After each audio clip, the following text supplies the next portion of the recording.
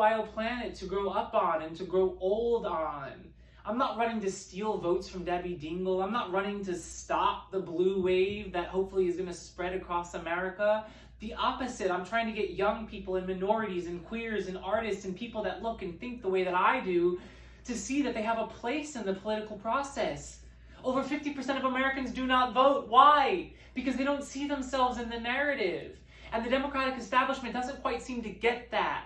They don't seem to understand that the Band-Aid has been ripped off, and to apply the same exact shoddy medicine that hasn't worked since the beginning isn't what we really want.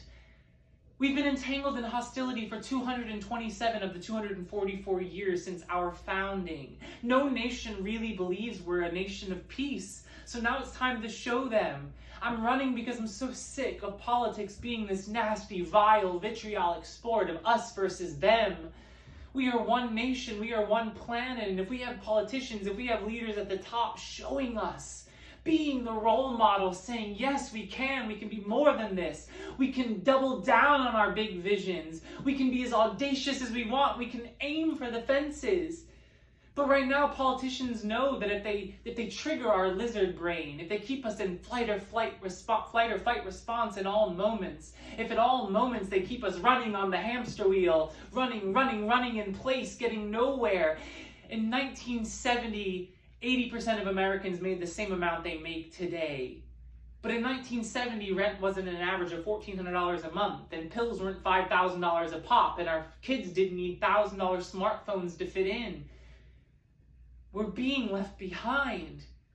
We're being purposely written out of this story, purposely manipulated and conditioned by endless fear and shock, doctrine being pumped into our collective vein, and we are more than this.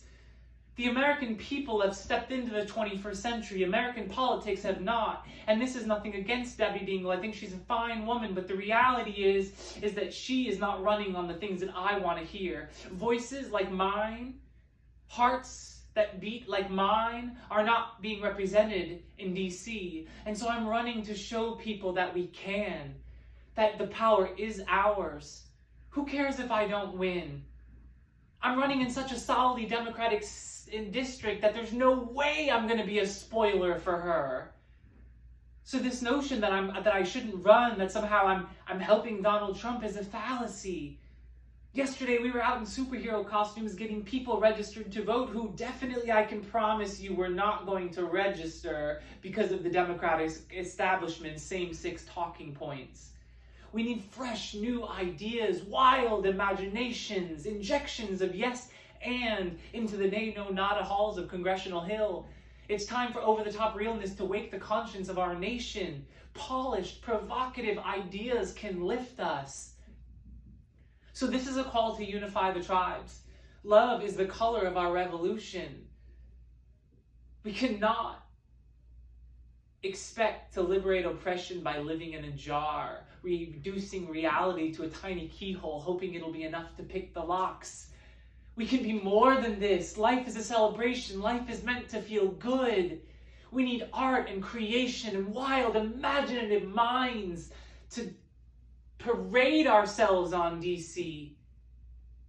We need to show the world that we can be leaders in visionary ideas that are not bent on destruction and war and tyranny and corporate oligarchy.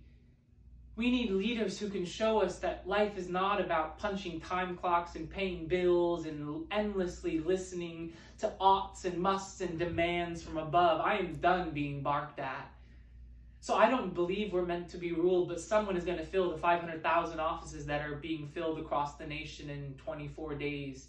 And I know this is last minute, and I know this is a Hail Mary opportunity, but I'm saying if you are sick of the nonsense, if you want something better, if you are alive on the inside, if you are a burning furnace of good ideas, if you want a voice that will represent you, then I just ask you to go to rickyforhouse.com and check us out.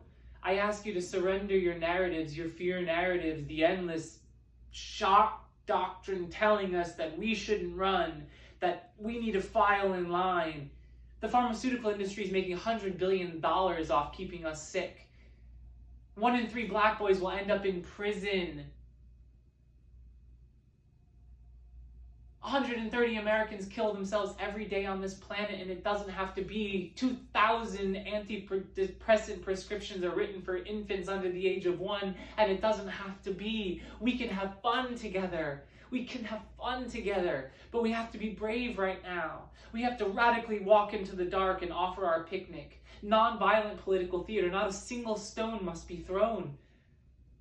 Just imaginations lit on fire, exploding with our ecstasy. Do you want to join us? Do you want more than this? RickyForHouse.com.